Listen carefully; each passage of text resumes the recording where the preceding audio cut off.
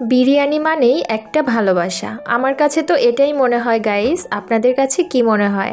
আমার কথার সাথে আপনাদের কথার মিল থাকলে আমাকে অবশ্যই কমেন্ট করে দিবেন। আজকে আমি রাঁধুনি প্যাকেট মশলায় কিভাবে বিরিয়ানি রান্না করতে হয় সেটাই আপনাদের সাথে শেয়ার করব। প্রথমে দেখতেই পেলেন যে এখানে মুরগি নিয়ে নিয়েছি ভালো করে পরিষ্কার করে, তারপর এখানে পেঁয়াজ দিয়ে দিয়েছি পরিমাণ মতো, আর এখন রাঁধুনি প্যাকেট মশলা দিয়ে দিচ্ছি।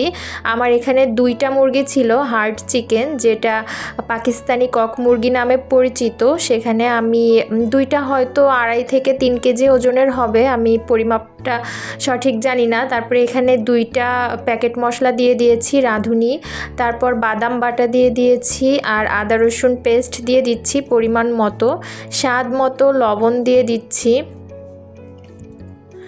তারপর সয়াবিন তেল দিয়ে দিচ্ছি, একটু বেশি করেই দিচ্ছি যেহেতু বিরিয়ানি রান্না করব। তো এখন সবগুলো মশলার সাথে মুরগিগুলো খুব ভালো করে মেখে নিচ্ছি। আর এই মুরগিটা রান্না করতে কিন্তু অনেক বেশি সময় লাগে, একদম গরুর মাংস রান্না করতে যত বেশি সময় লাগে এই মুরগিটা রান্না করতেও সেম ততটাই সময় লাগে। তো এজন্য আমি মশলাগুলো দিয়ে মুরগিটা খুব ভালোভাবে মেখে কিছুক্ষণ ম্যারিনেট করে রেখে দিব, তারপরে চুলায় বসিয়ে দিব। তো আমি আর হাত ব্যবহার করছি না, আমি একটা চামচের সাহায্যে মুরগির মাংসগুলো মশলা দিয়ে খুব ভালোভাবে মেখে নিয়েছি। ম্যারিনেট করে আধা ঘন্টার মতো রেখে দিয়েছিলাম, এখন আমি চুলায় বসিয়ে দিয়েছি, দেখতেই পাচ্ছেন।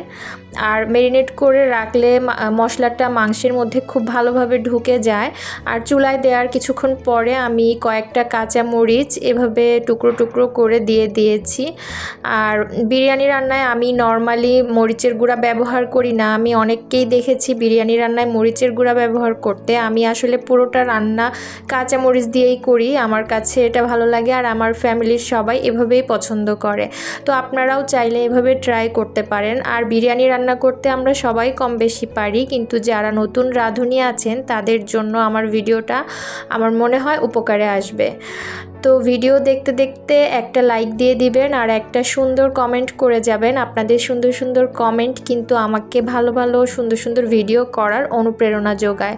তো এখানে মুরগি রান্নাটা কিন্তু কমপ্লিট হয়ে গেছে। আর এদিকে আমি মুরগি রান্নাটা তুলে রেখে এখানে আমি 2 কেজি পোলাওয়ের চাল সুন্দর করে ধুয়ে পানি ঝরিয়ে একটা বড় হাঁড়িতে নিয়ে নিয়েছি। আর রান্না করা যে মুরগিটা সেটা আমি এই চালের মধ্যে দিয়ে দিচ্ছি। এভাবে বিরিয়ানি রান্না করলে এত বেশি সহজ হয় আর একদমই ঝামেলা ছাড়া এভাবে আপনারাও কিন্তু ট্রাই করতে পারেন বাসায়। পোলাওয়ের চালগুলো ধুয়ে পানি ঝরিয়ে নিয়ে আমি এখানে রান্না করা মুরগিটা দিয়ে দিয়েছি। আর এখানে আমি পরিমাণ মতো পানি দিয়ে দিচ্ছি। আমি পানির পরিমাপটা আপনাদেরকে বলে দিচ্ছি, আপনারা একটু মনোযোগ দিয়ে শুনবেন। এখানে আমি 2 কেজি পোলাওয়ের চালের জন্য 3 লিটার পানি ব্যবহার করেছি, আর পানিটা অবশ্যই একটুখানি ফুটিয়ে নিয়েছি। আর এখানে স্বাদ মতো লবণ দিয়ে দিচ্ছি আর কয়েকটা কাঁচামরিচ দিয়ে দিয়েছি। এখন আমি এভাবে ঢেকে কিছুক্ষণ রান্না করে নিব। দেখতেই পাচ্ছেন যে বিরিয়ানি রান্নাটা কিন্তু একদম হয়ে গেছে, আর কি সুন্দর ঝরঝরে হয়েছে সেটা তো আপনারা ভিডিওতে খেয়াল করলেই বুঝতে পারবেন।